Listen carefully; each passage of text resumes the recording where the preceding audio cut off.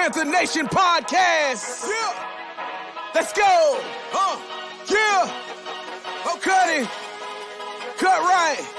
And I would like to introduce one of the hottest podcasts in Carolina history. Let's go.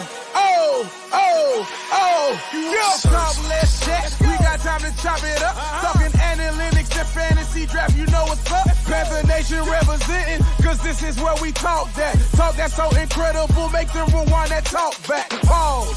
Talking Panthers football, we discussing it all. On and off the field, you know exactly who to call.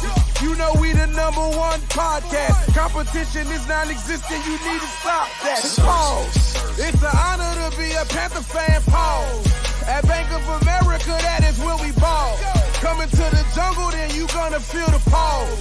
Winning the trophy for the city, it is the call. Black and white and blue, we going Carolina strong. And this is the conversation where everyone belongs. Discussing all the numbers and topics, you know we got it. We the hottest podcast and we poppin', let's go.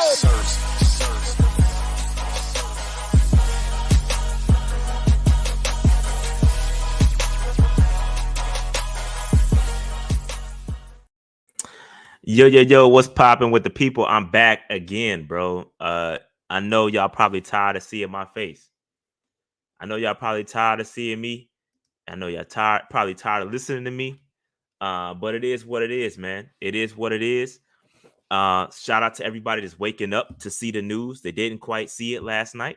It'd be great to hear your thoughts on the trade for Christian McCaffrey. Like Jay says, he says it's a great day to wake up to see a trade. Would have loved to see their 2024 first instead of fourth and fifth, but it's 2024 fifth, 2023 fourth. But I get it. I get your point. So what's good? What's good, everybody? What's good, everybody? Good morning. And shout out to Dave. Dave is going to be jumping on in a little bit, right at 11:30. We are going to listen to Scott Fitterer speak and kind of explain the thought process in these trades. Okay, I'm sure they're going to ask a lot of questions. I'm sure there's going to be some good questions answered by our media. They've been doing a good job of holding people accountable recently. And so I expect really hard-hitting questions for Scott. And we'll see. We'll see what happens. So as soon as the Panthers, you know how this goes. As soon as the Panthers go live, I will go live. And it's supposed to go down at 11:30. So 11:30, that's when Scott Fitterer will begin to speak. And I will go live. So if you're new here, please go ahead and hit that subscribe button, hit the like button, hit the notification bell, all that good stuff. Again, Noti Gang, you got to be a part of the Noti Gang because I go live all the time. You never know when it's going to go down. You never know. I went live almost midnight last night because of Christian McCaffrey trade. And if you wasn't a part of the Noti Gang, you wouldn't have known. Okay, so hit the notification bell. Hit the like button, hit that subscribe. Just on the way in, man. Just hit the like button. It don't cost you nothing. It helps us with the algorithm. It makes that pop. And while you at it, hit the subscribe button and then go over to Cut To It. Go over to Cut To It, Steve Smith's podcast, and subscribe to that joint. Because I don't think we got enough. We ain't got enough subscribers over there just yet. So we need to get him subbed up. He need to hit at least 10K by the end of the day, man. If he don't hit 10K by the end of the day, then we have failed him as a fan base. So go over there and hit the subscribe button with Cut To It. What's good, everybody? Be Rich, what's good with you, man? How long till Shaq gone? Stay tuned. Stay tuned, my man Jeff. Hey, stay tuned from a source that has a source. You know, they've been listening. So Shaq could be next. And we went over it last night with the cap, with the cap and all the big cap hits for last year or for next year. We went over that, and you know, Shaq is he's in the crosshairs right now. So check it out. Stay tuned. Good morning, Cyburn. I'm gonna go with Cyburn 21. Let me know if I said that right. Good morning. Good morning, everybody. Good morning, everybody. How's it going, bro? I'm fine. I'm having a great day. Thank you for asking, man. Bro, man, thank you for asking. Thank you. I'm doing great. I really appreciate that. And thank y'all for all the support too. Y'all, all the feedback from the interview has been wonderful. Panther Nation is buzzing. for us to get a Panther legend. Shout out to Jerry. Shout out to Jerry. With every time Jerry drops a chat, I can envision him saying it, and that's why I start laughing, man. But shout out to Jerry. Abs Cameron Hamlet, sir. I'm absolutely ready for G-Ho. I'm ready for the midnight shot on Saturday, which kicks off G-Ho. I'm absolutely ready. Come by. Make sure y'all come by my tailgate too and holler at me. I have a tailgate. Shout out to the Bruz. Go mob to the Bruz. We gonna be tailgating. Come through, get you a plate. We're gonna have fish. We're gonna have ribs. We're gonna have hamburgers, hot dogs. Dave will be there too. You'll get to see Rashad and Dave and all the Bruz. All right. So shout out to everybody, all the A&T alumni. I am absolutely ready for G-Ho, man. I appreciate y'all asking about me, man. I appreciate y'all concern. Shout out to Who That Nation in the building, and the Who That family. That not my family. Big Q's Who That family. The NFC South family. Appreciate that. Shout out to Drake. He says the Steve Smith interview was great. Man, made my morning. Man, I appreciate you. Man, we just out here doing Panther Nation's work. Sideburn, man, appreciate you with the $10 super chat, man. Dave, we have been grinding. So yeah, man. Appreciate y'all support, man, for real. It means a lot. All the feedback has been great. We just providing a service, and at the end of the day, like I said on Facebook, or I said it somewhere on Twitter. I don't know where I said it, but at the end of the day, man, we just two fans with mics. We just voice our opinions. That's all we are, bro. We just two fans. We try to be the voice. We try to be a leveling voice and a voice of reason. We try not to go overboard too much. Sometimes I get my feelings. I apologize. And shout out to Sandy. I know Sandy, she said she was done with PNP because I was cussing and I was I was talking about the fans and whatnot. Listen, my bad. I will be the bigger man. I will apologize. Okay. At the end of the day, I get frustrated too. I'm human. And I don't get it right all the time. I'm human. You know what I'm saying? I'm frustrated, just like everybody else. And right now, I'm giving props. I'm in a good mood because I see things going in the right direction. Right now. You got rid of Matt Rule. You promoted Steve Wilkes. You got rid of Robbie Anderson. You traded CMC away. These are all good moves. It's common sense stuff that I've been saying for a long time. All right. So this is I'm in a really good mood when it comes. I love talking Panthers, and I haven't been this happy. And it's not happy to get rid of Christian McCaffrey. That I don't want it to come off like, oh, shy happy because CMC's gone. I'm happy because these moves are moves that need to be made a long time ago, and we're finally making the common sense moves to turn this franchise around, right? Common sense move to get rid of Matt Rule. Common sense move to get rid of Robbie Anderson. Common sense move to trade CMC. These are all things that I've been saying. You know what I'm saying? Now we got picks. We got multiple day 2 picks, which is where Scott Fitterer loves. He loves the day 2 picks. He's been saying it. We got 3, I believe 3 right now. And I'm sure we're going to have more soon. And I'm sure during the draft, we're going to get some more because we're going to trade back. Like, these are all good things. All good things. All good things, man. All good things. Yeah. A-Cash, man, I appreciate that. I appreciate that, man. We really appreciate that. Appreciate the feedback on interview, Terrence. We appreciate that. Yeah, shout out to C3. They got Jonathan Stewart. This is big. Y'all, this is big stuff. Listen, this is big stuff, man. And I'm gonna be frank. A lot of y'all came at me when I went at Big Cat sideways. Me and Big Cat are cool. I have no problem with Big Cat. But I want to reiterate the reason why we initially had a problem. And it stemmed from that Peppers fake interview, right? So for me, when I looked at that, I said, yo, that's gonna make us all look bad, right? So that's why I took it personally. You know what I'm saying? So that's why Big Cat and I didn't get along back then. We good now. I love Big Cat. He's good peoples. Good peoples. You know what I'm saying? I have no problem with nobody. No, I don't have a problem with any content creator, right? I have no problem with I don't have time to beef with anybody. But that's why I went so hard at him. Pause. Okay, because we got to hold each other accountable, because at the end of the day, this YouTube and these independent content creators is what people are looking for, right? We the face. It's the tide will change in that. Yo, look at Steve Smith right now. He's got a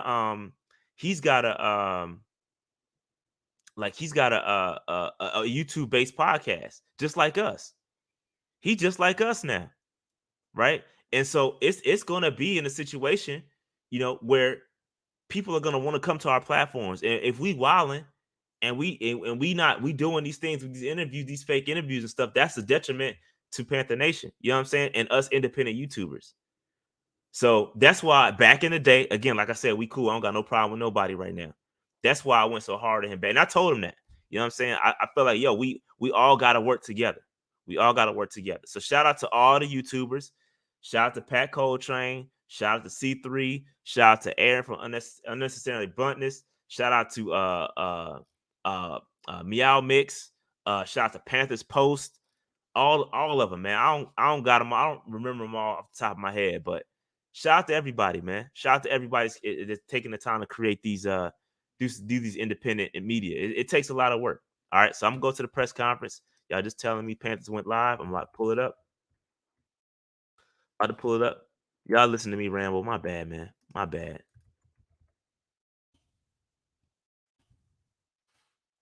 Going live. I don't see it yet.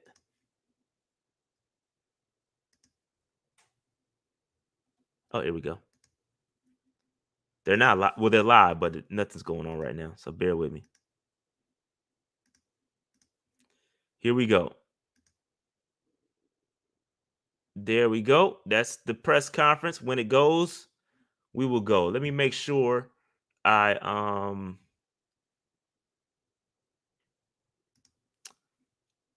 me just make sure y'all can hear this. Let's get a quick mic check. Let's listen to Steve Smith roast Dave. Introducing Wells Fargo. Can y'all hear that? Banking, lending, and investing designed around you. There's Dave. Let's just do a quick mic check. Take Dove Can you hear Dave? with you. I hear some audio. I guess that's your commercials. Commercial, yeah. We paying us a dime. Trying to make money off us, Dave. Chocolate caramel. Now 3 times Because they know bigger. and I can't even skip it. I can't even skip it. Yo, what's good, fam? Welcome to P and P. Y'all can hear that, okay? As you can see, I'm smiling. All right, let's real quick. Just smiling from ear to ear. Let's just real quick. Let's just listen. Hey, real quick. Come on, man. Hey, Dave. Yo, what's good, fam? Welcome to P. Hold on. That ain't what I want. My bad. I know which one you want. I know exactly which one you want. Hold on. While we wait. Let's just we'll go over my thoughts after the press conference, because I was planning on going live at noon anyway. Let's hold on. Go ahead, man. Hold on, Dave. It's whatever. Hold on, while we wait. No legend too while you at it. Well, this is I hilarious. did. Look at Dave over here.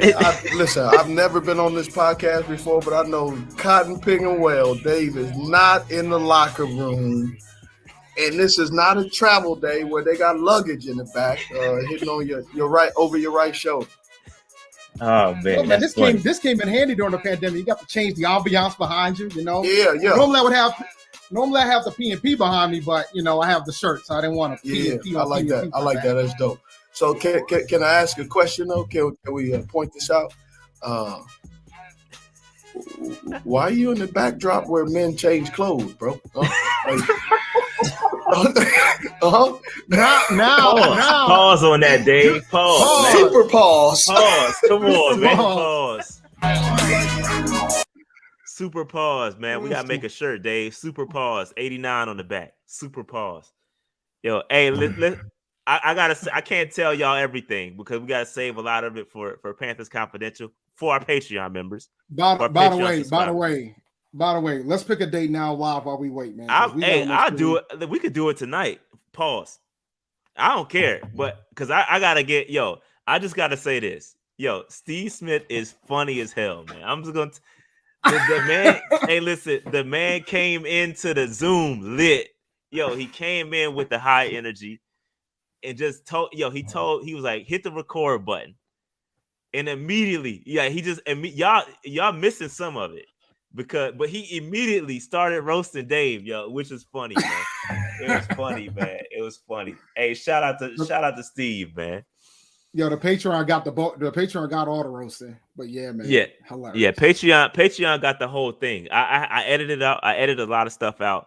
But Patreon got the whole thing, man. But shout out to Steve Smith, man. Good dude, man. Good dude. Shout out to Jay Haynes. We need to trade Shaq, Moten, Dante. Bad contracts, 30-year-old almost, and will put us around 30 mil in cap next season with the 28 mil in dead cap. Go through another rough year, and by 2024 we're golden. I don't quite agree with Moten. Everybody else, with Shaq and Dante, I kind of understand. Shaq, I understand completely. Dante, yeah, you can make an argument. I don't think we're gonna trade him realistically. Moten, nah, I'm cool. Give me Moten can stay. You got to keep that offensive line consistency. Always remember, Cash, if you can't laugh, listen, man, I don't mind getting roasted, bro. I got thick skin. So, but if you can't laugh at yourself, facts, you're gonna be in a lot of fights. Facts. A lot of fights. and Dave, no, we just haven't. Dave, and listen, if we, what we went to school, you know what we do on the plot. So listen, Dave, trust me, Dave done been through a lot more roasting than this. Y'all have no idea. Shout out to Arnold, man. Love from Germany. How we skip 11 games. Yeah, it's a rough 11 games ahead of us, bro. We're not skipping 11 games, guys. Them boys are gonna play hard, man. We're gonna mess around and win a couple more. Shout out to Austin, man. Ada love. Let me tell you guys something. I watched the premiere with you guys last night, and right after the premiere ended, I went to sleep. I was tired. Yeah, I had a long day. We know. Because I tried to text you. I sent. I know. I saw it this morning when I woke up, and I was like, "Oh, this happened." I'm pretty sure he's still not live at 5:00 in the morning. So no. I proceeded to hop in the shower, get dressed, checked out, and hit the road. So but I mean, we were just like Rashad said in the stream, bro. We told you guys this was coming. I'm gonna be honest, and I said it on Twitter. We're fortunate to get as many picks as we did, considering the number of free agents that are out that are available at that position. Considering the draft supposedly is a running back heavy draft. Between those two things, we're kind of fortunate that we got as much as we did. And on top of that, I mean, I was on team trade CMC before paying him to begin with. So right, yeah. I was harping on about that contract before the contract was signed because we knew it was going to be big. You know what I'm saying? Pause, we knew man. that. Pause, Dave. Yeah, pause. Jesus. Come on, man. Look, it's pause week on PNP. You know what I'm saying? Super pause. Super pause. Super pause. Well, my point is, we knew the contract was going to be mammoth. We knew the contract was going to be an highest paid running back in the league. And I just wasn't there for that. I think he deserves the money. Don't get me wrong. I think he deserves the money. I just think we weren't the team to give him the money. That's how I felt about it. And you're about to find out. Mango, shout out to Mango I'm Cole, good. My man. We feel good, bro. We feel good. I'm telling you, I said it earlier. I've never been more happy as a Panthers fan. I haven't been this happy in a long time. As a Panthers fan, I'm in a good place. We got picks, but again, I keep saying it. We got to execute afterwards. The coach hire is so important. That's the next move. Are we going to be happy about the coach hire? Then are we going to be happy about the draft pick? Like, we have to knock this stuff out the park, or it's going to be all for naught. Shout out to Akash. Do you think any players can get us a first rounder in a trade other than the untouchables like Burns, DB, Chin, or JC? The only player that you just mentioned up there that probably can get us a first round pick back is maybe Burns, maybe JC. That's about it. I don't know if Derrick Brown's done enough to be worth a first round pick, but you never know if somebody values him as such. I don't think Chin's worth a first round pick. So, no. I mean, it's Other than the untouchables that you just mentioned, absolutely not. Like, and honestly, CMC was worth a first round pick before he signed his new deal. Like after he had his thousand season, that was the time if you wanted to get a first round pick out of him. Yep. Not, and I said that then. Not now. Like now is not the first round pick. That contract, bro. It's the contract. We good. So we good with that one. We in the true see who will be here next year mode. You know what's funny about that? The first thing I thought about after the CMC trade, there was two things I thought about. The first thing I thought about was Steve Berline, because in 2000, after the 2000 season, they made a decision to move on from Steve Berline, and they thought that Jeff Lewis was going to be the future of the franchise, and then they found out that he wasn't going to be the future of the franchise, and Chris Winkie went out the job. So then they went to the 2001 season with Chris Winkie, but there's a lot of guys. There's a lot of guys that was on that 2001 squad, that was on that 2003 squad that went to the Super Bowl. Steve Smith was on that squad. Mike Mitchell was on that squad. Chris Mangle was on that squad. Brinson Buckner, Chris Jenkins, and Mike Rucker was on that squad. Mushir Muhammad was on that squad. There was a lot of the core players that was in that Super Bowl was on that 01 squad.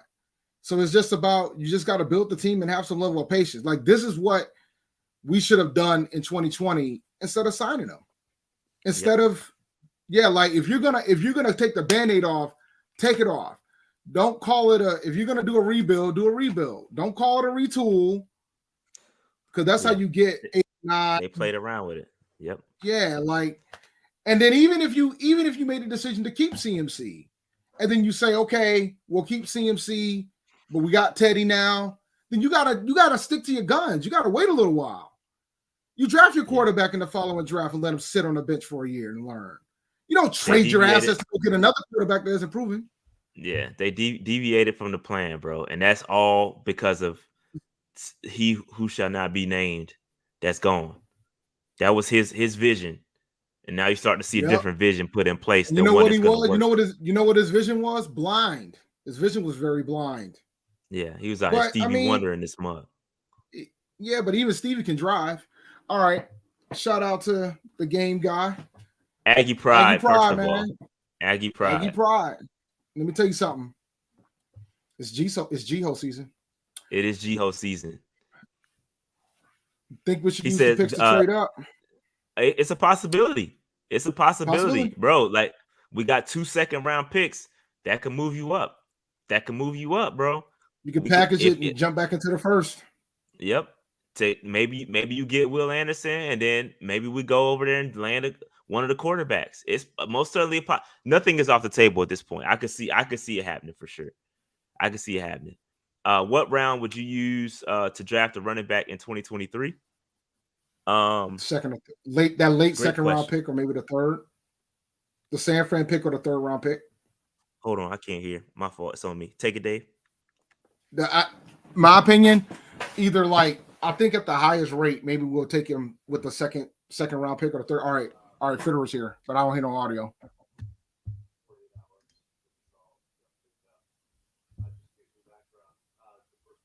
Very low. Hold on 1 second.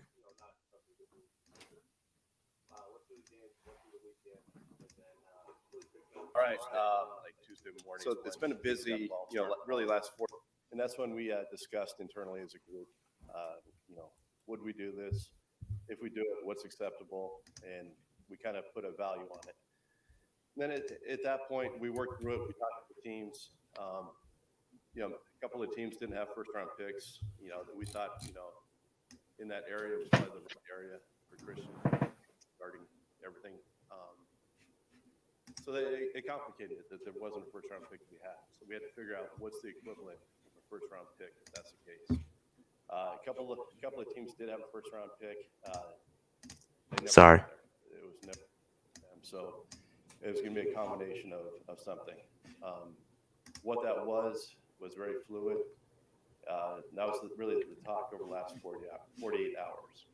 So with that, we got to a point where two teams were pretty serious. Went back and forth with them, and then it just got to a point where we thought this is what was best for the organization moving forward, that this is the right move. It's a tough move because when you have someone of Christian's, stature in the community, the type of player he is, the type of person he is, it's really tough to move on from him. Great guy, really handled it well. But really for the organization moving forward, we felt it was the right decision and the right value for what we have planned moving forward.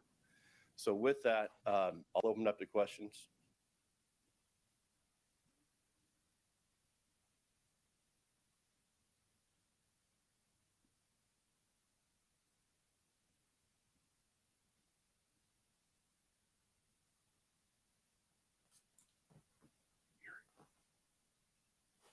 I can't hear it.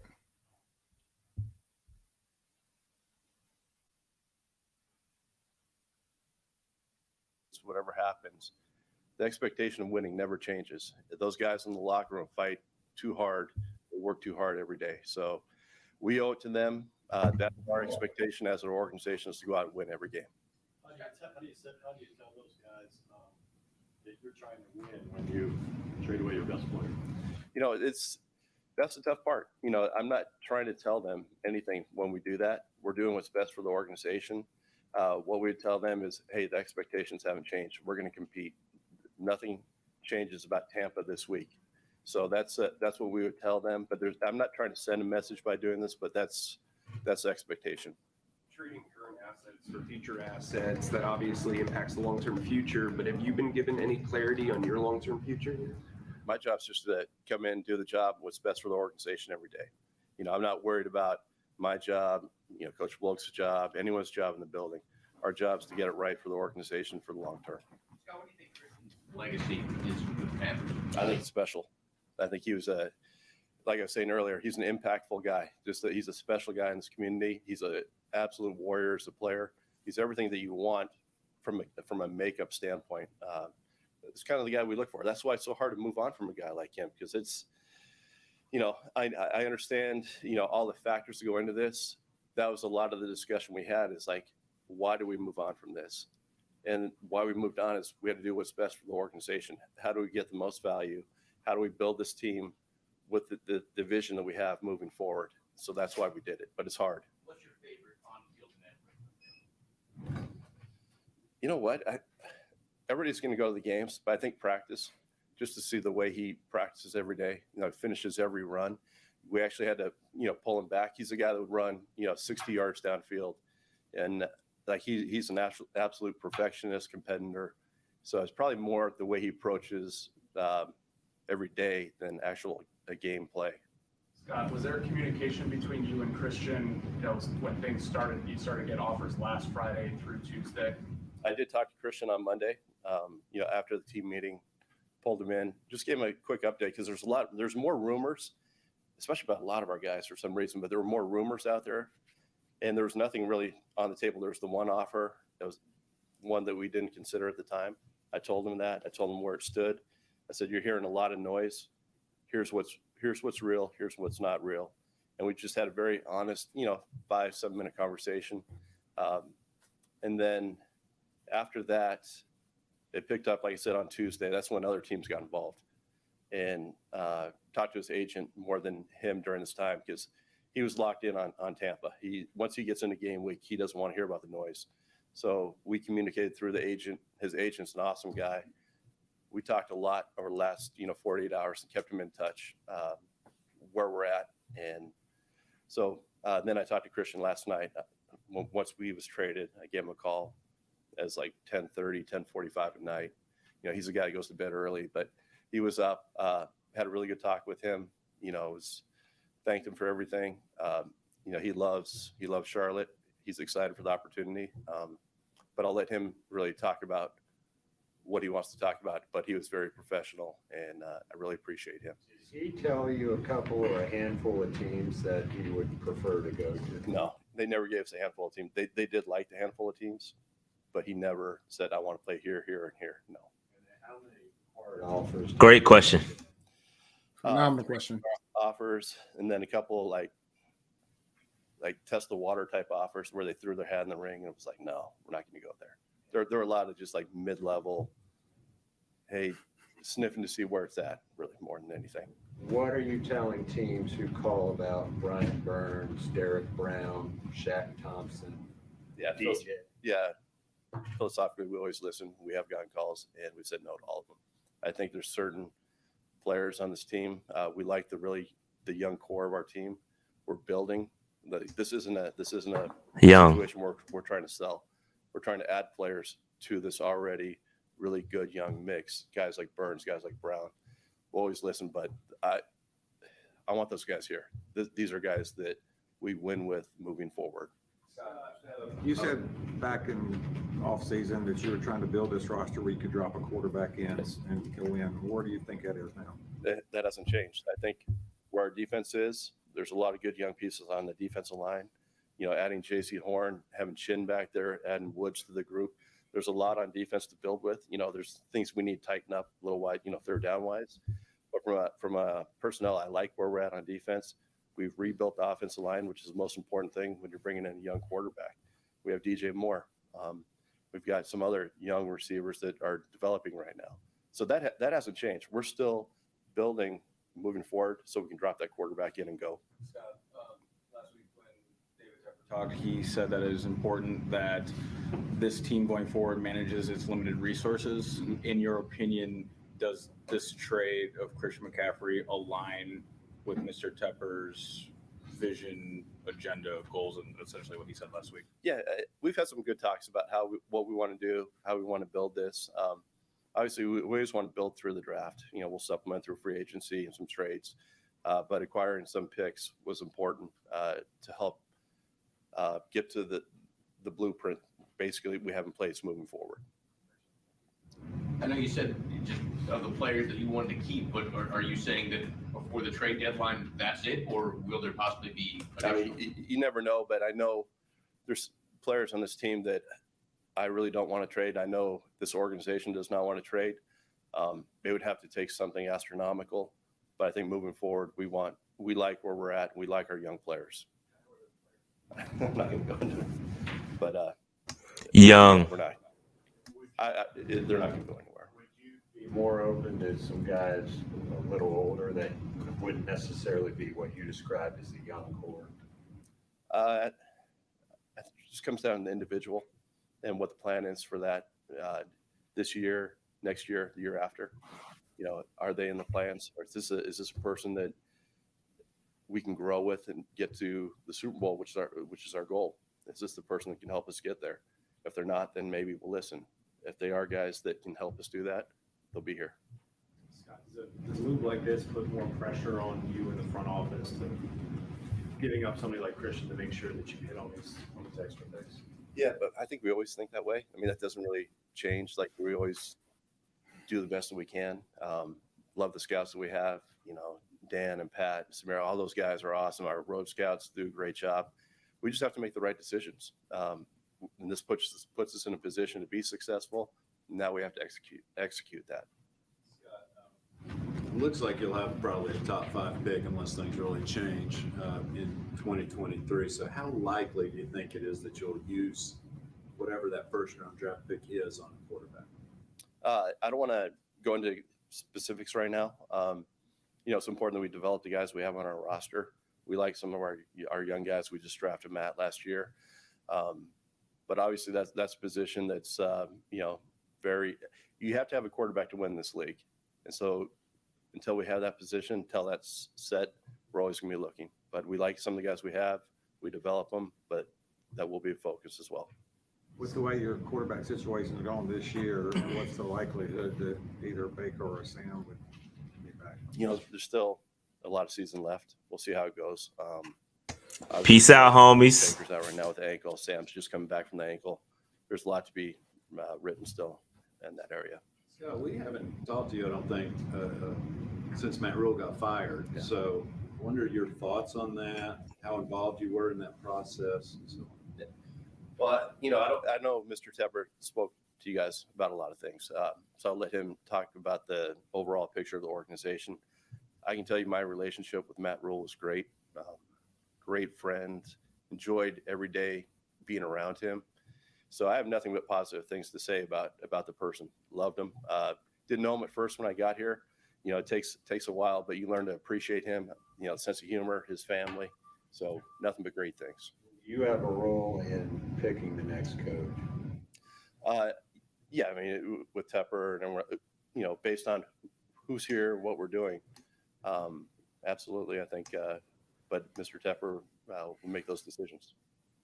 The earlier question, I think you guys came into the week with like 9 draft picks over the next 2 years. Now you have 14. How important was that with Robbie and Christian to kind of replenish that? I know you cringed. I know you did, brother. Going after what looked good right away. Yeah, I think having multiple draft picks, just gives you more shots at it. You're always going to miss on some guys. Just gives you a better chance to hit on guys all throughout the draft. And so the more shots we have, the better it is. That's kind of our philosophy, like I was saying, built through the draft. So obviously that's our currency. That's what's valuable to us.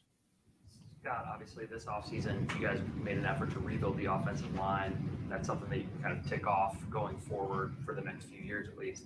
When you look at the future of the team and you trade somebody like Christian McCaffrey, do you have like a plan for what it looks like next, what the roster looks like next year, and what it looks like in 24, then 25? Like, do you plan it out that far in advance, or is it just kind of the next year moving forward? Yeah, no, we know who's under contract. Like our offensive line's all under contract, next year. A lot of our defense, I think it's like 18 or 19 of our 22 starters are under contract going into next year. So it's not just hey, this is what's going on. I like this guy. Let's do it. There's a plan in place over the, course of 2 and 3 years. And, we do different color coding things, building block guys, rotational guys, those type of things. So we do those planning. We do have planning like that. Outside of the offensive line, do you feel like this offense is like historically statistically bad right now? I mean, do you feel like it needs to be completely revamped outside of that offensive line? I think there's always a combination of reasons why.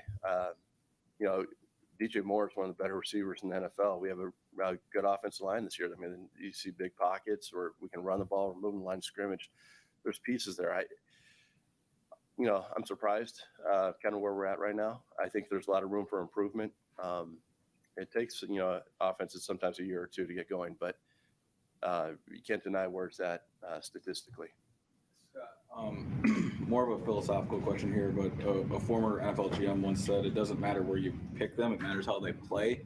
I'm curious, how much of that statement do you agree with, and how does that apply to where the Carolina Panthers are right now? I think people get so focused. You have a better hit rate sometimes when you're picking higher because there's more known. It's a great player. There's a lot of 6th and 7th rounders that make up are the core starters around the NFL. So that's where your scouts come in and play. That's where having those extra shots down there comes into play. You can find players throughout the draft if you're doing it right. You can find them in free agency after the draft. So there's a lot of ways to do it. But so I guess to answer your question, that's important. To the earlier question about what you would tell your fan base, what do you tell Steve Wilkes when you trade away your best player? We do what's best. It's not about like just one guy. It's not about me. It's not about Wilkes. We're doing what's best for the organization long term. And what I would say is expectations haven't changed. We're going out to compete every day. Like I said, we could allow someone to an injury, to a trade, whatever it may be. That doesn't change our focus on winning and going out and competing. So that's what I would say. Let it play out on the field. Before Robbie was traded, he said that he spoke to you before he talked to the media. Yeah. Then he's traded 12 hours later. Was there a conversation before that about, hey, look, this is what we have going, and you might want to publicly acknowledge this, acknowledge your behavior? Or what went down in that 12-hour span? Yeah, I don't want to, share too many like private conversations in there. I always liked Robbie. I went down and sat with him, late in the fourth quarter of that game. We talked about different things. He was frustrated. But I think we found something that helped him, like put him in a good spot, put our team in a good spot with some draft picks. And I think it was a win-win for both of us, considering the circumstance. Sounds familiar. Do you expect to win a lot of more games this season? Our goal every game is to go out and win. Whether it's we'll let it play out on the field. That doesn't change our mindset, Obviously, sports radio, social media lit up when the trade news broke. What do you say to fans who say there's nothing else to be excited about? What do you say to fans who are planning to come to the game on Sunday? Damn I good say question. we have a really good young core that we talked about. This is a growing team. It's a developing team. Yeah, Christian is a dynamic player. He's one of the best players in the NFL. I mean, we're not going to hide that. I mean, he is who he is. But what it does to it, it allows us to grow going forward. And, watch these guys, watch them develop. Watch, Dante and Chuba and Blackshear, watch these guys grow. It's a great opportunity for them to take that step, be along, for the ride. Trade chart or whatever did a 2, 3, 4, and 5. What did that equal? It came pretty close when you add up to it. It didn't actually hit the 1, but it was very close to it. So at that point, yeah, so exactly. So, the hard part, 1 was the expectation. That's a lot of draft capital that we got. Had we just gotten that 1, you would have 1 shot and you have to hit on that player. This one, we can spread it out a little bit more. Where do you sort of anticipate that second round pick being? I mean, the 49ers might go a long way. It's funny. That was part of the discussion. I think they took the stance that I think they were 14th in the waiver wire right now. I think they're 3-3. And I took the stance, hey, listen, you guys are going to be somewhere between 25 and 32. Agreed. With Christian there. And so, that's just part of the negotiations. And, John and Prague were awesome to work with, 2 really smart guys and, competitive guys. But it's fun. We found a common ground that worked for both. They got a great player, and we have an opportunity to build. We'll take a couple more. I'm sorry. Can you say what kind of was the tipping point? What did they add to finally make it happen? So I think the tipping point, you always know when you're at the end of a negotiation where that breaking point is. You can tell. You can tell in their voices. You can tell in what's being offered. Got to it. 1 team, I said, okay, let's get down to it. I don't want this to drag on anymore. Christian, you're stringing along a player. Let's just get this done. And so this is late last night. I want to say like 9:30, 9:45. So let's just go in. Give me your best offer. They gave me the best offer. The other team could up it a little bit by where their pick was. They did that, and so we took that. That was kind of like the best and final on both. It was close, but San Francisco won out. Thinking there, though, that you have the power now, if you need to get up to the 1 to get a player you might want next year, that this gives you that flexibility? It provides a lot of options, yes, with that amount of picks. And if we don't have to move up, it gives us a lot of shots on players in a pretty good spot. I think we have 4 picks in the first 3 rounds, and we feel like that's good, man. Coming in and helping us next year. So that answers your questions about potentially trading up. Important, and I have a quick follow-up. Because you didn't want to put Christian out there Sunday when you're close on these deals and risk him getting injured? That was a factor. Like every time you go out there on the field, that was a consideration. That's something we talked about. You could even be in practice. A guy could just roll into you, and all of a sudden, then what do you have? So those were all discussions. In the end, it was just about the time and what's best for all involved. The teams involved wanted to make a deal. We wanted to see if we can get what we needed out of this in order to make a deal. And once we found that spot, we decided to do it.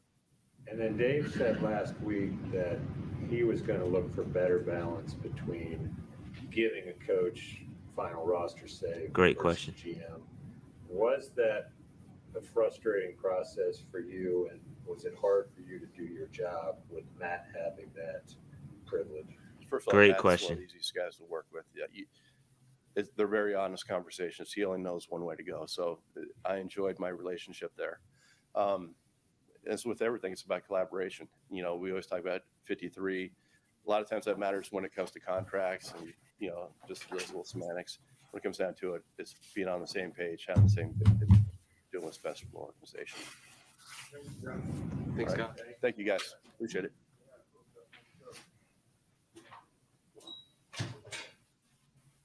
All right, let me catch up with these super chats real quick, and then we'll go from there. Jay Haynes, love Moan, but his age is up there. I think we draft something low to left or right.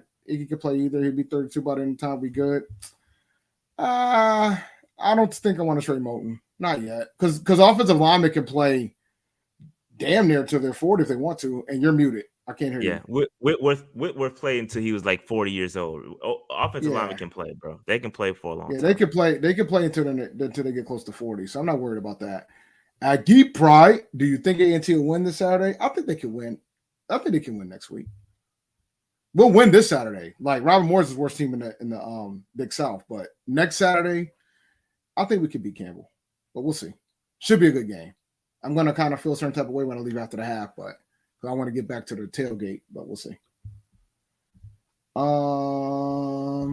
Very, very true. Yep. Look how many people on the 2010 team that was contributing to Super Bowl 50. I mean, a lot of the core was there, man. Well, Steve Smith wasn't on that team, though, in 2015. Stewart was.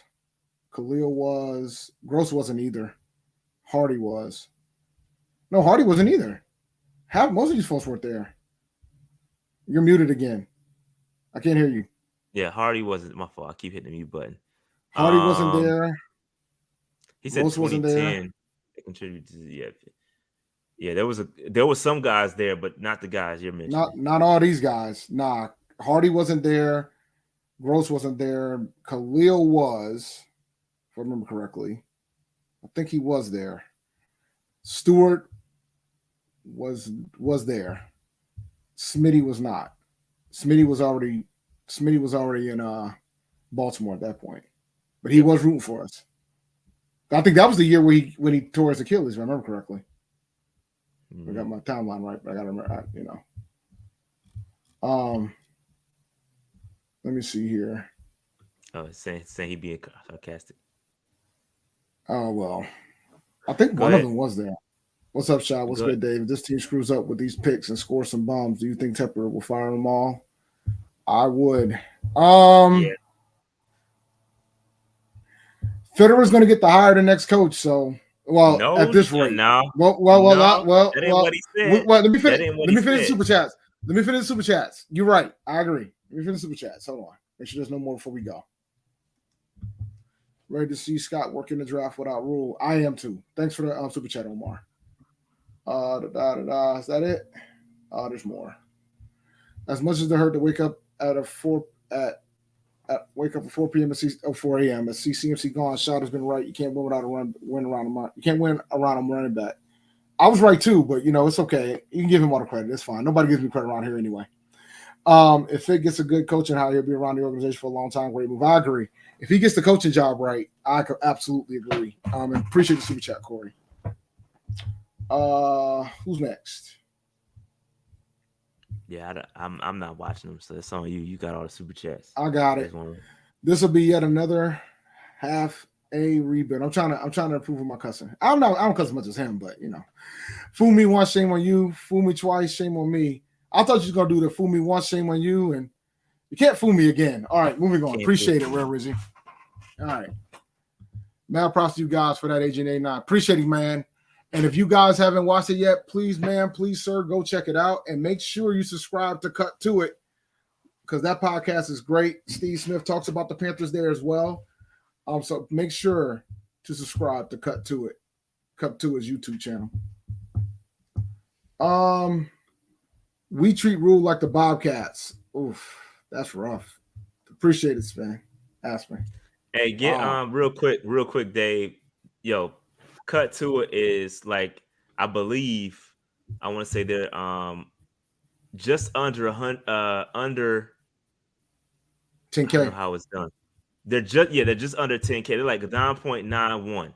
So if you're on this podcast right now, go over there and hit the subscribe button to get them to 10K. Give them the PNP boost. Get them to 10K ASAP. So just I'll put the link in the chat.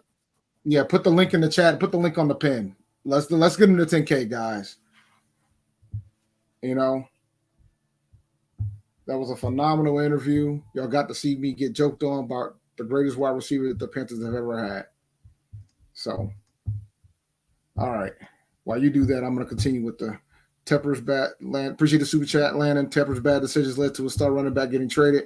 Hopefully, he'll learn to start being hot-headed. I'm gonna be honest with you, bro. I said it once and I'll say it again. It ain't a hindsight thing. I never thought we should have extended him to begin with because I knew the contract was going to be large. I've been here when we had two of the top highest paid running backs in the NFL. I've been here. I was there. Y'all, some of y'all might have been there, but I was there. Now we're getting a rebuild, Jared. I'm with you, bro. This is what a rebuild looks like. This is what a rebuild looks like.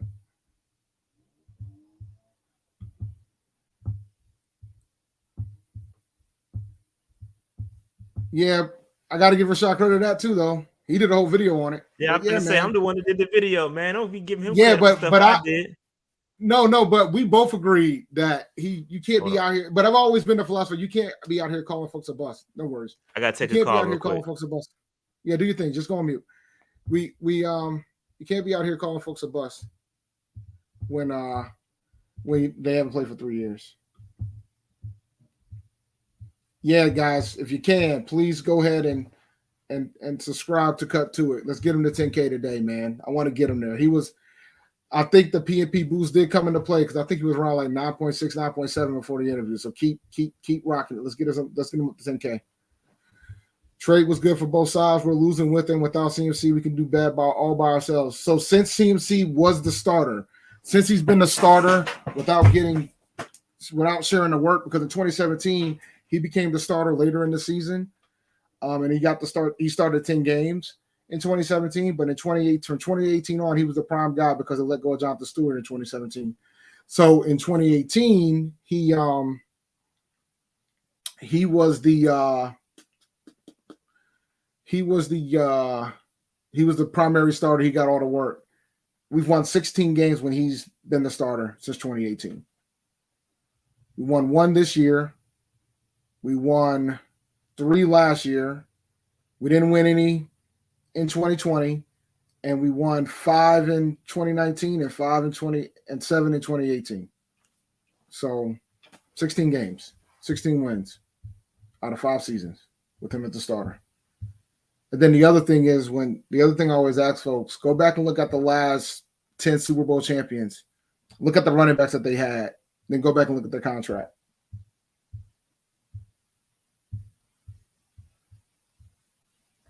Yeah, I'll be concerned about that face too, but it is work. Or whatever it is. It could be something else. Yeah, something else going on. Yeah, I was going to talk about the fantasy implications. For Carolina side, Chuba, I think we're going to be in a running back by committee type of situation with Chuba Hubbard and Dante Foreman. I don't think either one of them are going to merge to be more than a flex play. As for CMC, his upside could be up to RB1, but you might have a dilemma this week because there's a chance that he might not even play against Kansas City, which would be tough because I think Kansas City is a really good game for him. But there's a very high possibility that CMC might be sitting out, so you better prepare that he might not play on Sunday. And it's a late game, so you got to know. So, but hopefully by then you'll know. But Shanahan might keep it tight to the vest. So you might have to just make a gamble and a decision.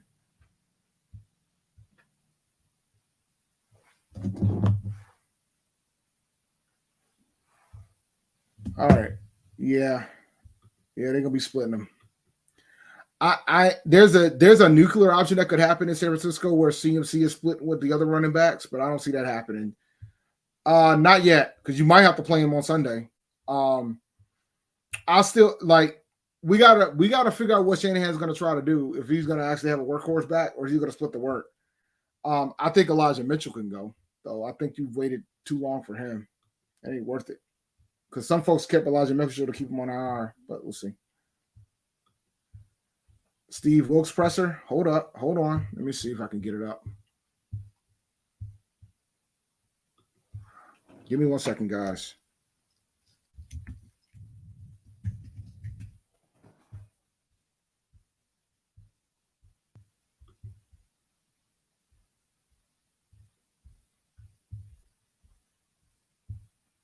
I don't see nothing unless something else is about to come up.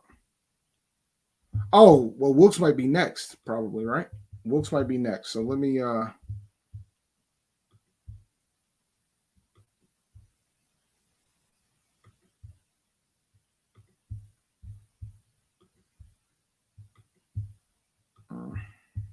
There he is. By the men in that locker room. With the news this morning, talking to the team about Christian, and the effort and energy that I saw out there today was very impressive. Very unfortunate, and it's part of the business that we live in. We know this is what we signed up for. Christian is a great person, outstanding individual. We know what he brings from a football perspective, but he's just a good human being. And had the opportunity to speak with him last night. Wished him well, and I know he's going to do a great job out there. And with that, I'll take your questions.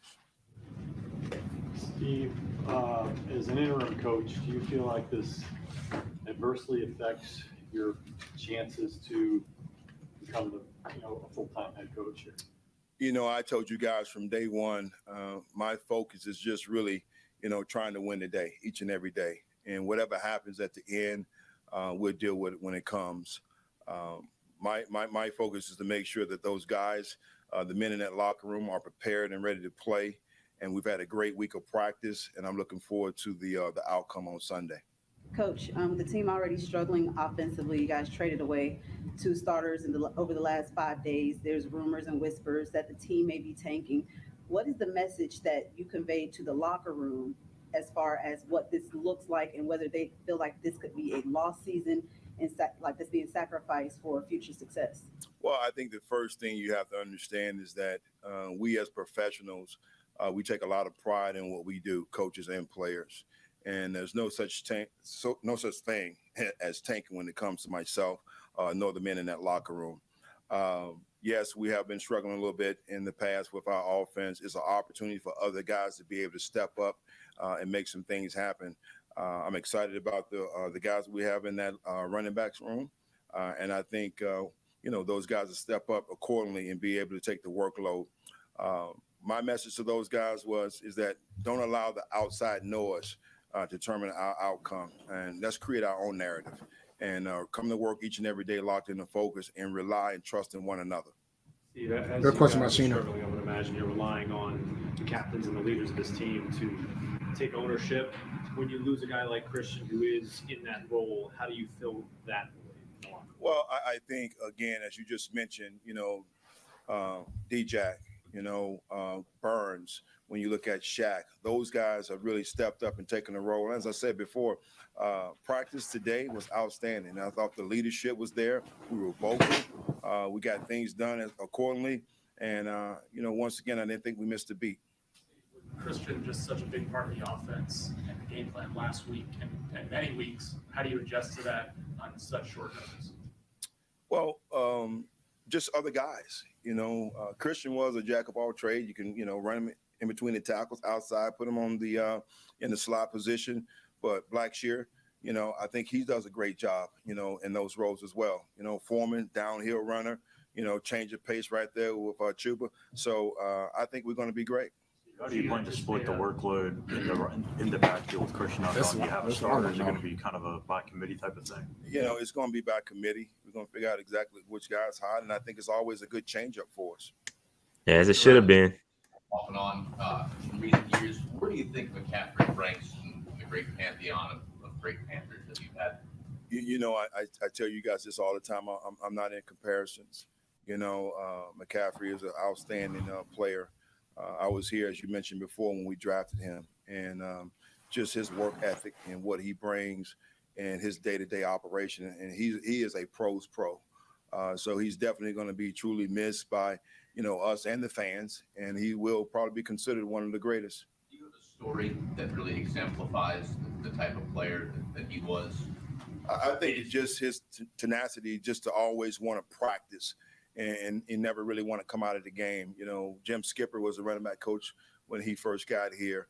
And I can remember those guys having those issues or strong conversations about really wanting to play and get the reps. So I just always admired and loved his passion for the game. How much were you consulted on this trade? I mean, did you have a voice in it, or was it all Scott and maybe Tepper? David, when you say when you say a voice, was I involved in the conversation for communication and what was going on? Yes. I was informed that there were some conversations and some phone calls made. And then once the decision was made, I was given a phone call. Does it become increasingly more difficult to convey your message to the team when assets are being traded? No, I really don't think so, Joe, because again, when I look in that locker room and I see guys like Burns and I see JC and I see Derek Brown, Chin, who I know we're going to get back. I can go on the offensive side of the ball as well. We have great players, and I think those guys understand the magnitude of the talent that we have in that room. We just got to continue to believe in one another, build that trust, and go out and execute on game day. But teams are going to continue to call about some of those guys. Have you gotten any assurances from Scott that some of those guys you just mentioned are untouchable? The conversations that we've had, we haven't even entertained any of those calls. So to answer your question, no.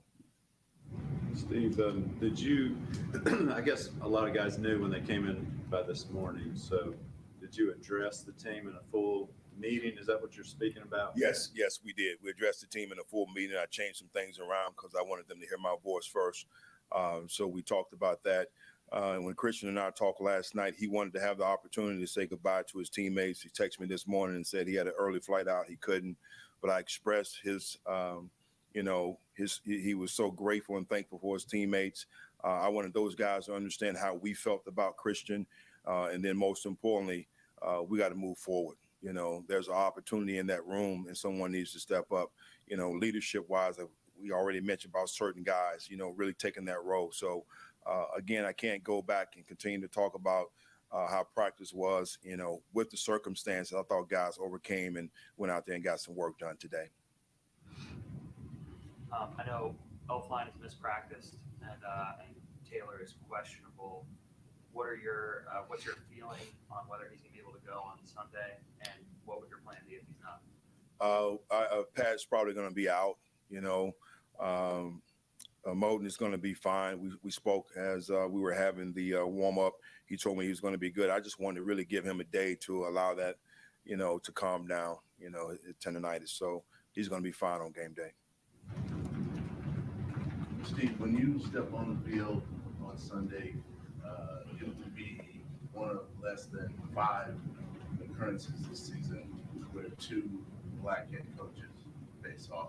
Is that any special significance to you for that as the league tries to increase its diversity? I really don't want to, try to pinpoint anything from a diversity standpoint. I will say this: I have a lot of respect as a man for Todd Bowles. When I was a young coach in college at the University of Notre Dame, Bowling Green, I would go over to the Cleveland Browns where he was coaching at the time, and we built a relationship and a rapport.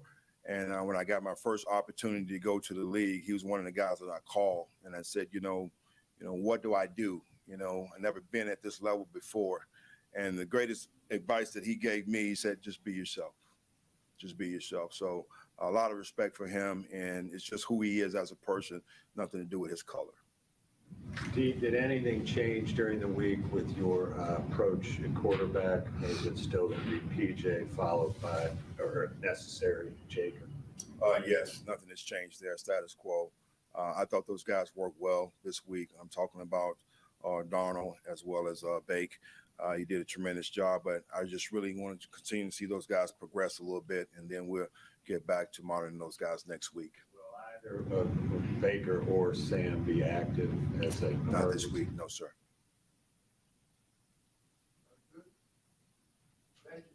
Appreciate it. Yeah.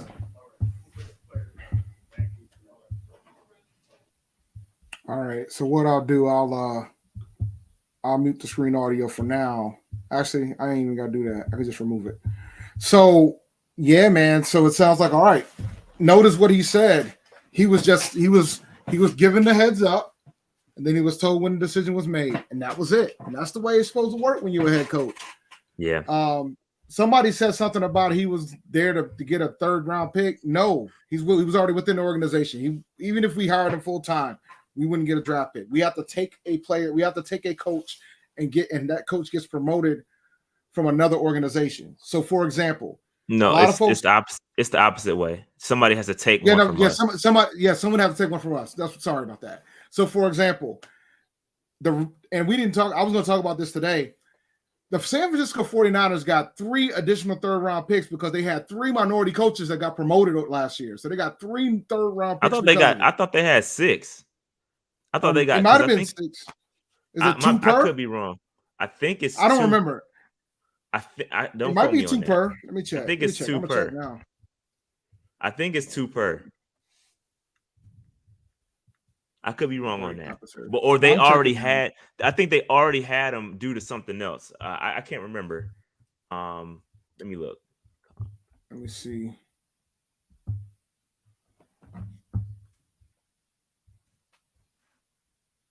Next 2 drafts. It is 2. It's 2. 1, it is 2. 2. It's 2. 3, 4. Yeah, so they have 6. So they have 5 now because they traded 1 from us. So they had 6. Yeah. They had 6 3rd round. 6 comp picks. So you get 2 per promotion. So yes, they ended up getting 6 total. They had 3 minority candidates get promoted to another franchise. So they got 6. So for example, if D'Amico Ryans gets a head coaching job, then the 49ers are going to get 2 more. Because Kyle Shanahan had nothing but African Americans as assistants. He had he had a bunch. Mike McDaniel. Who's the other guy that got a promotion? There was a couple folks. They're all over the place. So, but anyway, this one. Appreciate the super chat, 89 J Stubbs. Finally, a real rebuild. Shaq will be next. Don't see Burns getting moved unless it's crazy deal with 1, so I'm happy right now. Clearing cap 2. Yeah, man. I mean, if you want to do it right, you got to do it right. I mean, you can't just release Cam and then not make the proper adjustments that you need to make.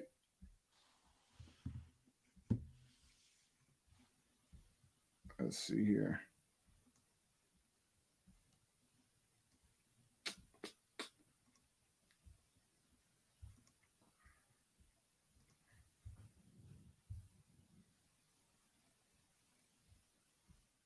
Oh yeah, Robert Saleh. I forgot about shame on me. Yeah, Saleh.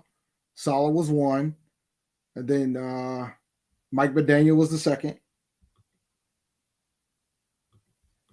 Oh, that's a Rashad question right there. What? We only got to pay the bonus. We don't have to pay that. We don't have to pay we pay the bonuses. We don't have to pay the base. Yeah, so the dead money is there's 8.2 million this year and then 18 next year. So that's what the bonus is that we'll have to pay. That's all the dead money that we have to pay. It's not pretty. But it's kind of still probably less. Yeah, and it's less. I mean, I think his base salary got higher as the years went on anyway. So they only have to pay him like I think it's like 600 or 900 or some thousand this year. It's not a lot. Year, yeah. And then this year, and then next year they have to pay him like I believe 12 million and then 12 million. So they like I said on the show the other day, it's very advantageous for a team that's on the cusp of a Super Bowl or a playoff caliber team to get Christian McCaffrey because it's going his base salary is not that much. It wasn't the base that was the problem. It was the constant restructures, because they would convert the base salary to the bonus, and it would keep increasing every time you do a restructure. You kick the can and you converting bonus money or converting base to bonus, and that's what causes dead money. That's why you only restructure guys that are part of the long-term plan. If they're not a part of your long-term plan, you do not restructure them because you're going to end up paying for it. Again, people talk about the cap being a myth. There are ways to get around it, but yes, you have to pay the piper at some point. That money has to be paid. Yeah, because we just restructured this deal last year, didn't we? Or last year, twice. We did it twice. We did it twice. The year before and the year prior to that. Same with Shaq. Shaq got restructured twice. If you would be GM, what would you do till November 1? I mean, I'll be honest, man. Appreciate the super chat, by the way. If I was GM, I would be trying to trade Shaq. Yeah, Shaq got If it. I was GM, now granted, once again, it's going to be another dead money situation because of all the restructuring. But if I was GM at this rate, I would try to trade Shaq. Here, we can do it real quick. We got time. I is think there there's another players press coming conference? up. They said I overheard them to make it sound like there's might be players coming up, but I don't know if there is or not. They haven't ended it yet. So, well, Dave, do you want to since you got the screen share? Do you want to do it? You got to share. No, you can take share it. You can take it because I don't have the press conferences up. So no, but when it happens, oh, I could just swap. We'll swap it over. But if I it's not a big stop deal. the screen, is going to take it. Okay, got it. Yeah, you got it. Yeah, just present too. When it comes up, I'll pop it up. Yeah, I didn't know we could both present. That's dope. Mm-hmm. We never did. Well, because we're both on the same account. That's why. There's your secret to the madness. All right. Here, let's play some. I did this last night, but I'll do it again for those that didn't watch. Yeah, you out here streaming at 11 o'clock when people are asleep, bro. Yeah, it was 12:30. I mean, bro, I had 500 people watching last night. I had more people watching last night than we do right now. Oh, I know. Here we go. All right, so let's do the exercise again. All right, so as you can see, that the over the cap is updated. This is our current salary cap, and remember, we can roll this over until next year. If we go into the season with all of this this money, we can roll it over into 2023. Okay. So that being said, when you look at next year, you got to look at who has high cap hits, right? So Shaq Thompson, Taylor Moton, Derrick Brown. Well, Derrick Brown doesn't have a high cap hit, but DJ Moore, Dante Jackson, that's pretty high. But those are the guys you got to look at. So then, you look at the age, right? Scott Fitterer kept talking about age. We're going to keep our young core, blah, blah, blah, blah, blah. So let's take Shaq. Let's go back to 2022. Take Shaq, and we're going to post-trade him because that's what we've been doing. We did it for Shaq. Or excuse me, we did it for Robbie, and now we did it for McCaffrey. So we'll do a post-June 1 trade. Boom, trade him. Now we got $14 million. We go from a little over the cap to way a little under the cap to now way under the cap, and freed up a little bit more in 2022 if we trade Shaq Thompson. Now that's one piece, right? And then if you go into next year, if we say, all right, we're done at that point, we're not going to trade anybody else. You go into 2023 and you're looking at, all right, now let's look at some restructures, right? Who's a part of the long-term plan? And when you do the restructure, you want to look at who has a lot of base salary to convert. Because what happens in a restructure is you drop the base salary down to the vet minimum and you convert the rest to signing bonus. Now, there's a price to come with that. Again, you have to be a part of the long-term plan. So I'm going to go ahead and I'm going to take Taylor Moton, restructure him. Boom. Take that base salary, convert. Now we in the money. So now we up to 26, right? 26. You know the guy that really are going to restructure though, right? They're not going to they might restructure Moton, but the guy I think they're going to restructure is DJ. DJ Moore. Yeah. DJ Moore is again, 19 million. You could save a ton of money by restructuring DJ Moore. So if you have him in the long-term plans, and I think they do, there's been some speculation that they might try to trade him, but I'm not buying it. They just re-signed him. They just re-signed him, and Fowler said that they view him as a foundational piece, so he's not going to get traded. So here's where you get the big money because you can restructure him. Now, boom, I'm going to restructure this $18 million. Boom. Now look at us, $38 million plus the sum what we can roll over. So it's easy to get under it. It's easy to get back under it. But you have to do it in the manner that respects who's going to be a part of long-term plan and who's not going to be. Even with Dante, you can get go ahead. And the thing about the restructures, and maybe this is a question we can ask the next time we interview some players. I would think the players would prefer to restructure because it gives them their bonus money. It gives them more bonus money potentially. In essence, right? Instead of it being the base salary. Yep. So then Dante Jackson is another one. If you want to save a little bit of money, you can restructure him. It ain't much, but you can I don't think it's worth it for them. So boom, now we have 43 million. So it's ways to get it's ways to get around the cap. It's that's not like y'all saying. And if you extend Brian Burns, Oh, there's that's another way. one. You could extend him. You gotta extend him. That you can't. You can't. No, you can't. No, restructure. that's my point. Because it's the last year of his deal, but you can extend him. That's what I'm saying. You can extend him. You can save extend money him that way. Yep. Austin Corbett, that's another one you could restructure. Let me look at his deal. Yeah, so he's already got the voided deal. So yeah, you could technically restructure his. I probably wouldn't touch his because he already has the voided years on the back end. But if you're he's gonna be 30. He's getting up there in age, so it is what it is. But he's it is what it is. He's a lineman, so he can play for a while. Yeah. So I mean, listen, the cap, it is what it is. We can get around it. No major deal there. We could talk about the cap all we want to, but it's all for naught if we not hitting in the draft. You gotta hit these picks, bro. Because that's where you can't be a team like Scott Fitterer says that builds in the draft and relies on building on the draft and then not hitting on the picks. It's unacceptable. You can't do it. You can't do it. You have to hit in the draft, bro.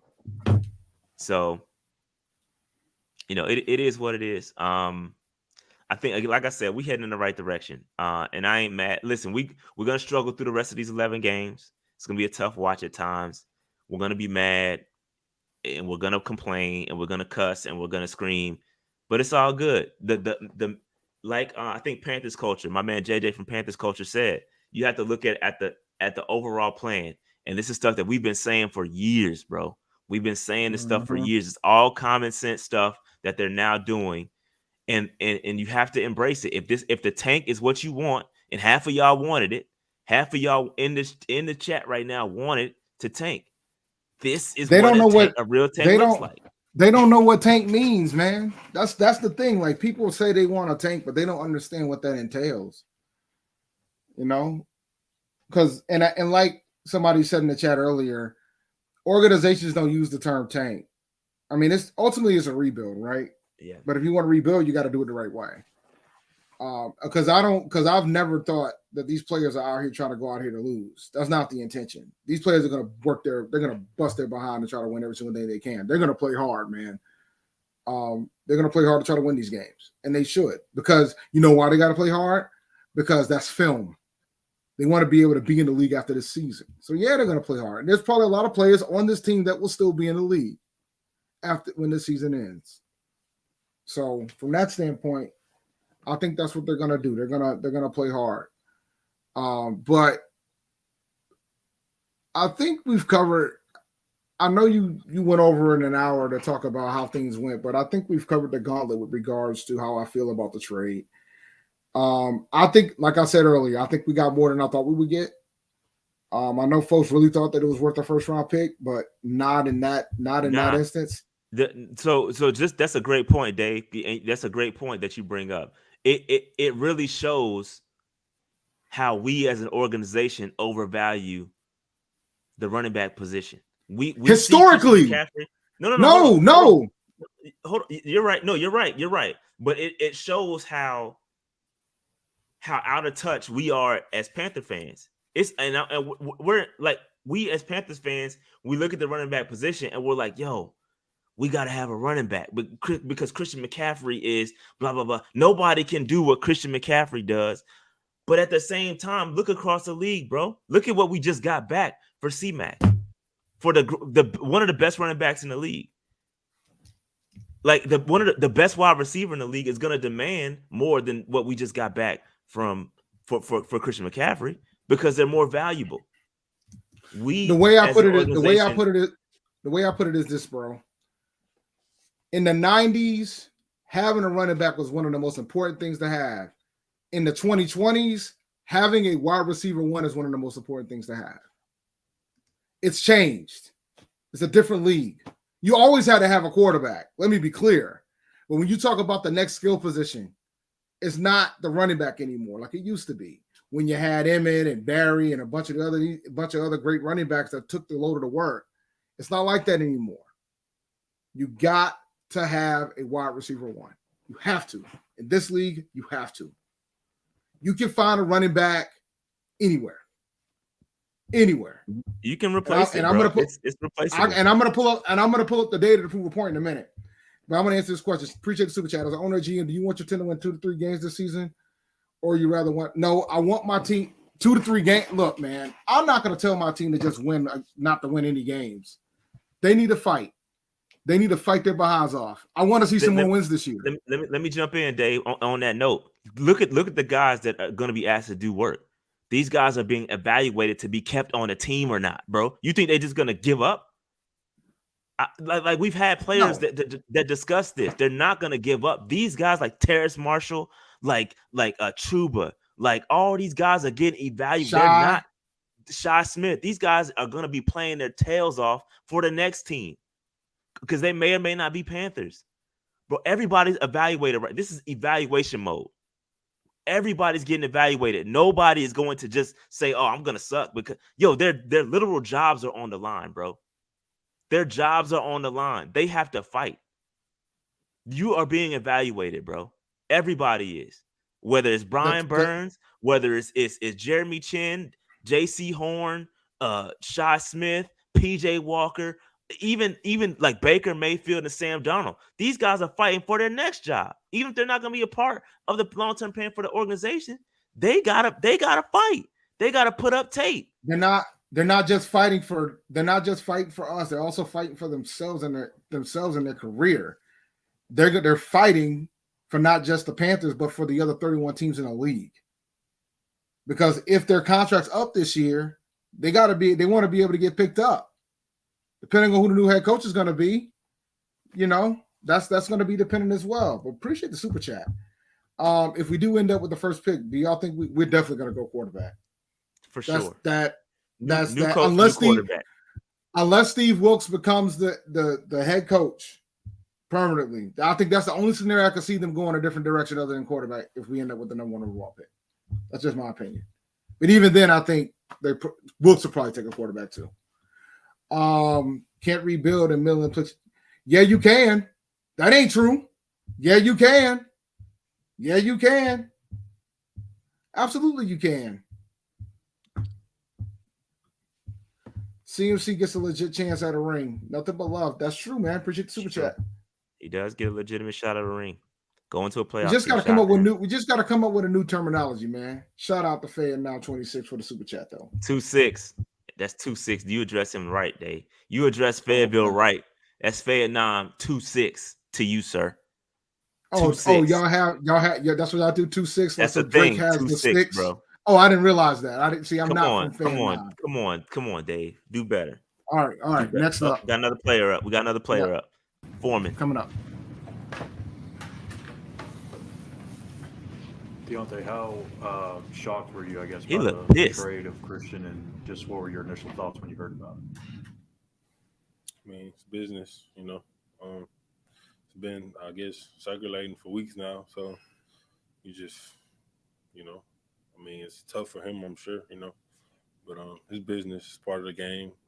So I wish him the best of luck. And, I hope he goes out there and, does what he normally do. What does that mean, or what does that do to the running backs locker room? I know a lot of you guys looked up to him, work ethic. He's been with the team for a while. Somebody else got to step up, We got to take over the room and, just do what we could do to help this team.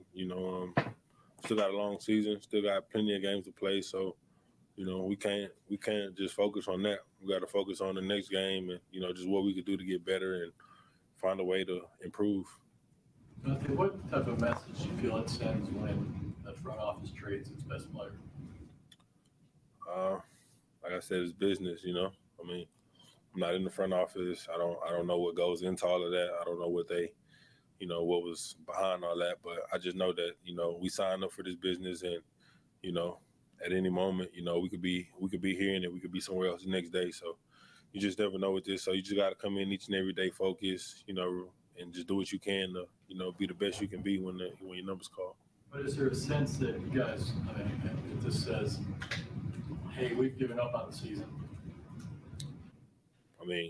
I don't know what the front office feel like, but for me and other guys in that locker room, I know that, you know, there's opportunities out there, you know, and in this league, when you get your opportunities, you know, you gotta be productive. You gotta go out there and do what you gotta do. I think, I mean, I'm here because of last year and my opportunity that was presented to me. So, you know, like, I'm a guy who's been in that situation before and knows what it means to capitalize on those situations. So it's a long season left.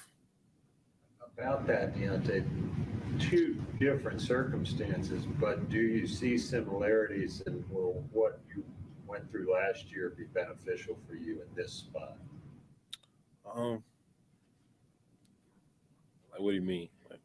How similar, aside from the trade versus the Derek injury, is this kind of what you just mentioned about your chance to go grab it? Oh yeah, I mean, for sure. I mean, at the end of the day, you know, when you play behind guys like Derek and Christian, you know, those guys are going to get majority of the load. So when you have an opportunity like this, you got to go make the best of it. You know, and like I've said before, like I prepare each and every day, each and every game, like I'm going to play. Or you just never know what happens, injuries and anything. So you always have to be ready to go. So it hasn't changed anything with my preparation or the way I carry myself or the way I go into the game. I'm just saying that basically that this opportunity is, you know, just as big as it was last season for me. Still like tanking for the organization? No, not really. I mean, like I said, it's business. I don't know what goes into all of that and what the decisions were made and why they were made. But I just know we still got a long season to play, and I'm here, so I want to do what I can do to help this team. Coach Wilkes raved about the energy at practice this morning. What were some of your main takeaways from it? I mean, you know, we're just trying to win. You know, guys are trying to get better. Like I said before, those guys in that locker room, nobody's quit, nobody's giving up. You know, we still got a long season to play. I mean, we go out there and handle our business. I mean, we still got a long, you know, division. You know, we can still go win our division. You know what I mean? We still want to know in the division right now. So, I mean, still positives out there. You know, we just got to look at those positives and take away from that. You know what I mean?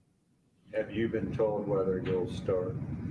No, they never told us anything yet. You got any sense yet on the kind of breakdown by carries or reps? No, I mean, no, not really. Probably by committee or something like that, but not really sure exactly what they want to do. I just know I'll be ready whenever my number's called and try to make the best of my opportunities, like I said before. It's tough to get into a rhythm in a by committee, hot hand, whatever you want to call it, type situation. I mean, maybe, but you know, like at the end of the day, like I've been in these situations before, in plenty of different situations in my life and in my career. So competing or, you know, by committee, like I don't even worry about that type of stuff. I feel like, you know, the best guy I play and, you know, whoever goes out there and does, you know, what needs to be done, you know, they'll reap the benefits of that. So, you know, I'm not even focused on that. I'm just focused on what I could do, how I could prepare each and every week, each and every day, and how I handle myself, you know. Gotcha. Coach Wilkes said that it was important to Christian to address the team, say goodbye. What were your impressions of what Christian said to y'all? I haven't talked to him, so I don't know what that. Oh, he not listening. He didn't come. He didn't have time. He had to leave on the flight, bro. Pay attention. Did you get a chance Of course he didn't. to text him or anything? Nah, not yet. I was planning on doing that probably a little later on in the day. And just let him know that, man, I appreciate him. You know, he was a great guy, you know, great leader. You know, one of the best backs in this league, you know, and just being able to play behind him and just watch certain things and how he carried himself. Also with just being behind Derek, you know, I think it like again helps me in this situation, in this position, and how I attack it and how I go about my business, you know what I mean? So definitely thankful for just being able to be around him, you know, just the leadership he gave and just, you know, him just being a good friend, a good person, good man. What makes you believe this team can still win without Christian and Robbie gone? I mean, we still got a lot of guys in that locker room that have ability, you know, and I believe in that, you know. I can't speak for everybody, but I can speak for myself, you know, and I'm very confident in what I bring to the table, very confident in what I could do, you know what I mean? And, you know, a lot of people may feel like whatever they may feel like, but honestly, I can care less about that. I just know what I bring to the table and what I could do. And, you know, I just got to go prove that, you know, and I feel like I've done it before. I could do it again. He definitely did it with Tennessee last year. Facts. Sure did. Check his production. Check his production when Yo. Henry went down. Carry Tennessee. He balled. He carried him. He carried him. He carried him.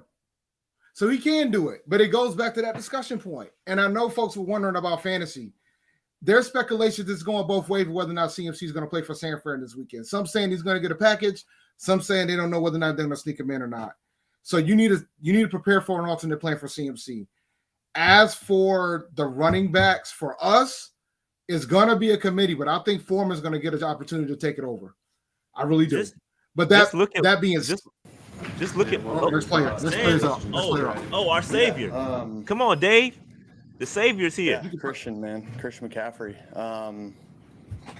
One of the best players, probably the best player I've played with. Just most disciplined. Probably one of, if not Sam caught a shape up too. Look at Sam. If not the best, probably one of the best. Oh yeah, teammates, Sam looks like a quarterback I've now, as well. Great friend off the field Got too. that goatee going. Yeah, so it's tough, but at the end of the day, I get both sides. Obviously, woke up, saw the news, had my initial thoughts. Was pretty bummed out,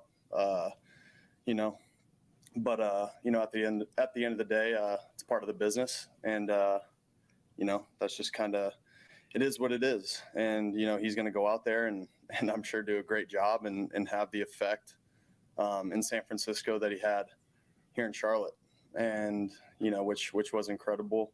But yeah, just an incredible teammate, and incredible leader. Obviously he's a great player too. Sam, the message that this sends to the team when you trade away your best player, I mean, what do you take from that message? Does it feel like, hey, they're throwing the towel in the season? What do you feel like? No, I think for us, we're worried about this next game. We got Tampa Bay coming in here, divisional opponent. For us, that's really what it's about, is taking it one game at a time. If we try to get focused on, other things outside of what we can do in that locker room, it doesn't do us any good. So we're still worried about going out there and winning football games, specifically this week against Tampa Bay. And we're not worried about anything else. We're not worried about any of the narratives that are going on outside of our locker room. Were you asleep when the news went down last night, and was your phone just blowing up when you turned it on this morning? Yeah, I was asleep, and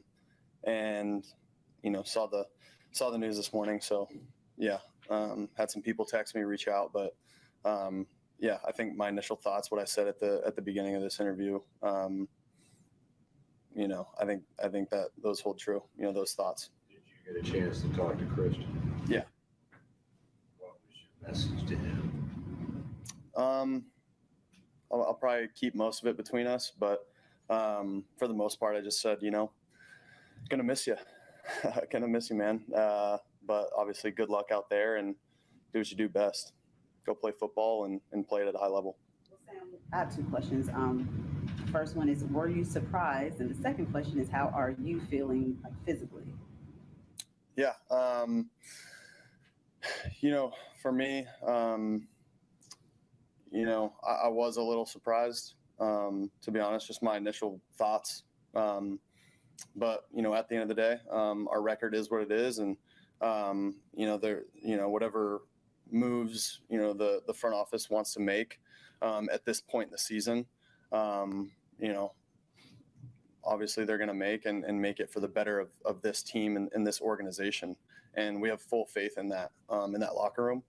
And then for me personally, I feel really good. My ankle is getting better every single day, and we're just going to continue to progress it that way.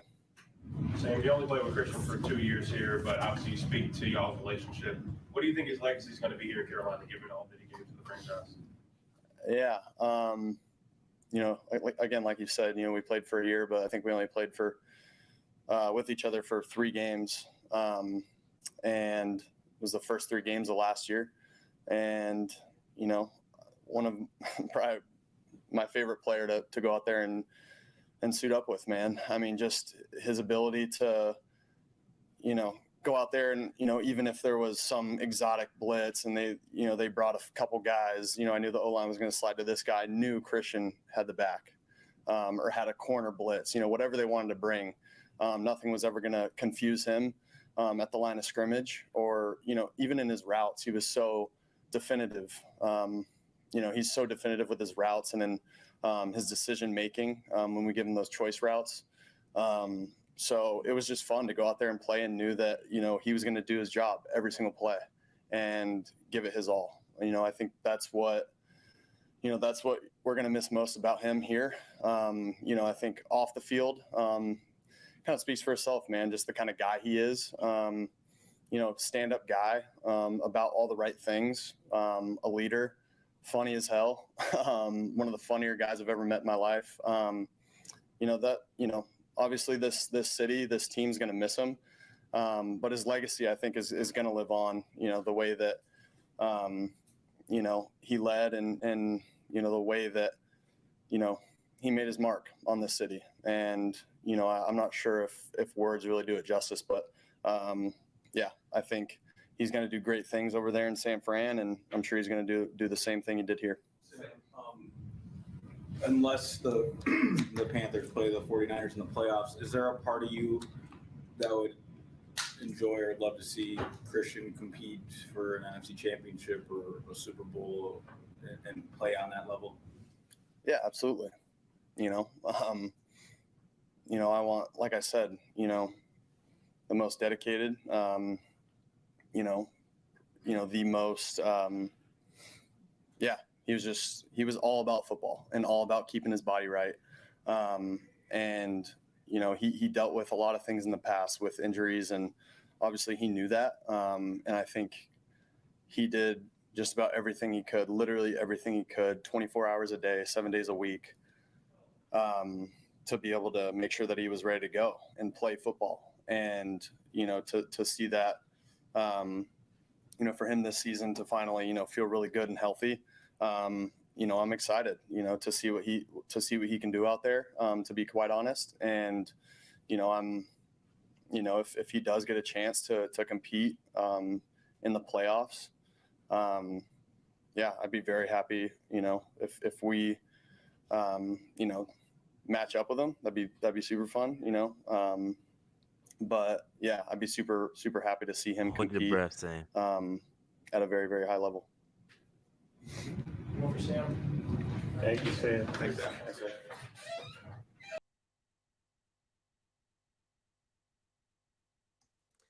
Yeah, about that. Hold on. Hey, I got another call. So- Dave, hold on. I got another call. All right, go ahead. Go ahead and mute up. All right, so I'll get through the super chats while you deal with the call. Yeah, we couldn't have chosen a better year to do this rebuild. Had we done this last year, there would have been no QB work taken in the top three. Well, my thing is, if you would have done the rebuild, appreciate the super chat, Trey. If you would have done the rebuild properly, you would have kept Teddy. You would have drafted your quarterback in 2021. So you could have gotten possibly a Justin Fields or something to that effect, or a Mac Jones, and then you could have had him sit for a year.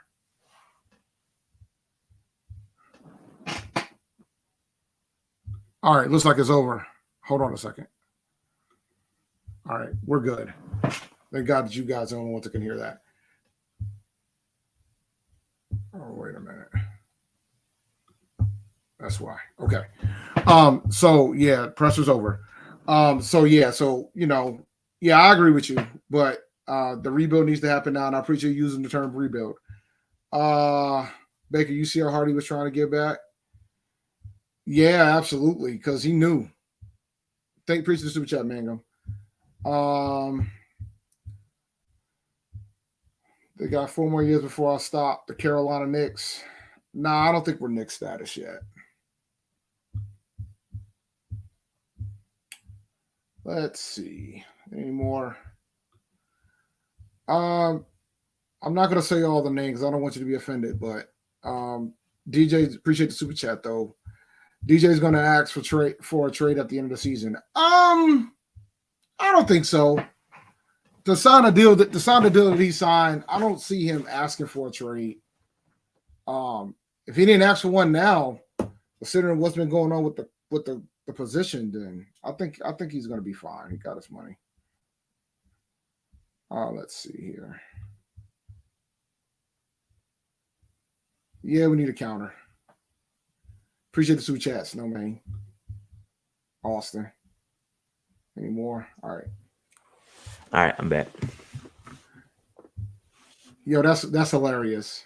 He does say a lot though. Talk about Sam Darnold. Now him and CMC were tight, so. But we'll see what happens with regards to what happens with DJ Moore, with CJ, what quarterback we end up taking with the pick, depending on where we're at. I think everybody's assuming we're going to be number one overall, but one win will change that. We're not the only one-win team in the NFL, I don't think, are we? No, I think we are now. Matter of fact, I just thought about that. I think we are now. Check.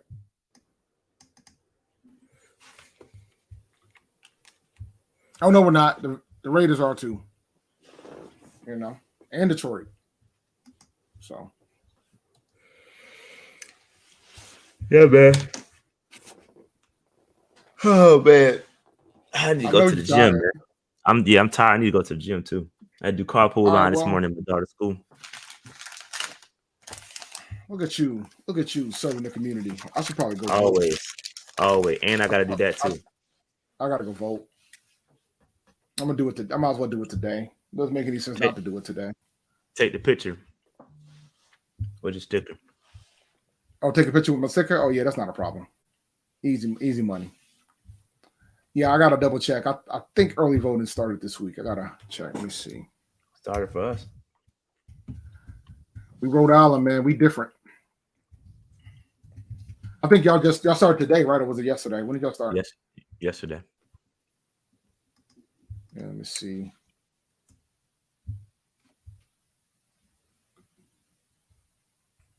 Let's see here. Well, that's for primary. I have a feeling that pollings don't start till next week. Oh, it started Wednesday. Jeez. All right, yeah. Let me go ahead and make this happen. Let me go take a trip. Wait a minute. Oh, I can't take a trip today. Appreciate all the feedback for the interview, guys. We appreciate that. Yeah, we really do. What's today? What's today? Friday, right? Yeah. Oh, there's no way I can get there in 6 minutes. Polls close at 1:00 today. Yeah, there's no way I'll get there in 6 minutes. I'll just go on Monday or Tuesday. I'm gonna go before I head out to GHO. So I'll go at some point this week. I'll figure it out. All right. I could try to scramble and get over there now, but it'll be cutting too close.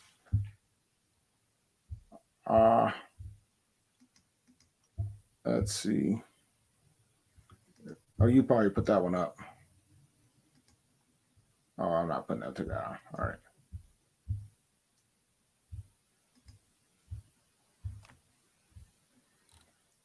All right, man. You got anything else to say? I think I've spoken my piece with regards to this situation, and it looks like we're going to be coming on another show soon, right?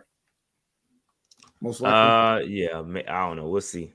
We'll see if I can make that. I've been talking all morning, bro. I need to do some stuff. Yeah, ditto. I could probably do it if push come to shove. So push come to shove. He's gonna send the info, right? I'm assuming he's gonna send it in the DM. So push come to shove. It's sent StreamYard, I think. Yeah, push come to shove. I'll do it. All right. That being said, guys, we'll talk to you guys later. I think I'm going to be hopping on to the 49er podcast to talk about this trade with Christian McCaffrey, get a perspective from the 49er side of the fence. Maybe Rashad will make an appearance as well. But otherwise, I'll talk to you. We'll see you guys soon. If you're serious about doing PNP Confidential this weekend, let me know. I can't do it tonight. I don't have nothing to do. So I think I'm pretty much available this weekend. Maybe we could do a Saturday. Maybe Saturday night, maybe tomorrow. Yeah, sounds good. Let's try to shoot for them. Yeah. All right. I'll talk to you guys. Y'all. Peace out, y'all, man. We out. Like, subscribe, notification bell, all that good stuff, man. We out.